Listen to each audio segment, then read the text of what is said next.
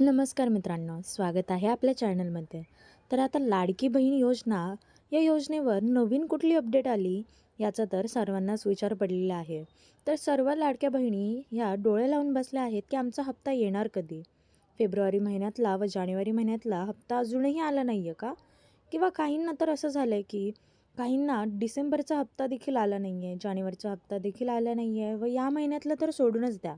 तर याच्यावर उपाय काय? तर उपाय आज मी तुम्हाला सांगणार आहे. उपाय सांगण्याअगोदर तुम्ही चॅनलवर नवीन असाल तर चॅनलला लाईक, शेअर, सबस्क्राईब करायला विसरू नका. तर पाहूया, लाडक्या बहिणींना गेल्या काही महिन्यांचे पैशाचा प्रॉब्लेम चालू होता.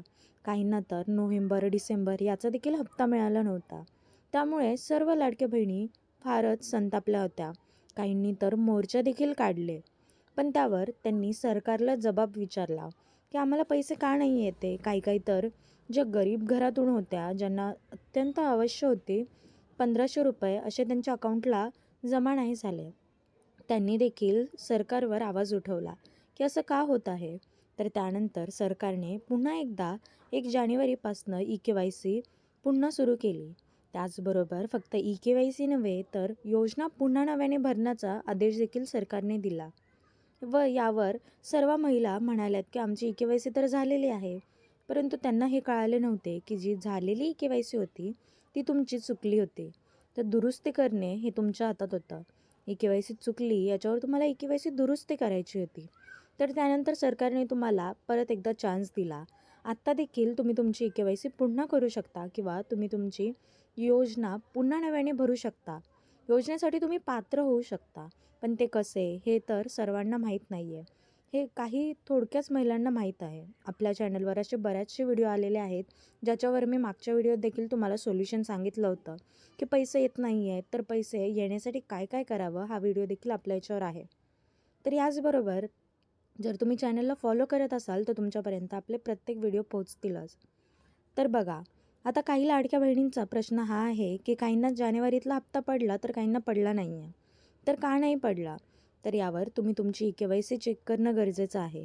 तुम्ही तुमचं बँक अकाउंट चेक करणं गरजेचं आहे. काही जणांचा प्रश्न असा झाला की काहींना बँक अकाउंटमध्ये पैसे न येता काहींचे पोस्टात येत होते व पोस्टामध्ये सुद्धा काहींच्या अडचणी चालू होत्या. काहींचं पोस्ट कार्ड नव्हतं किंवा काहींना माहीतच नव्हतं की आपले अकाउंट पोस्टाला पडतात.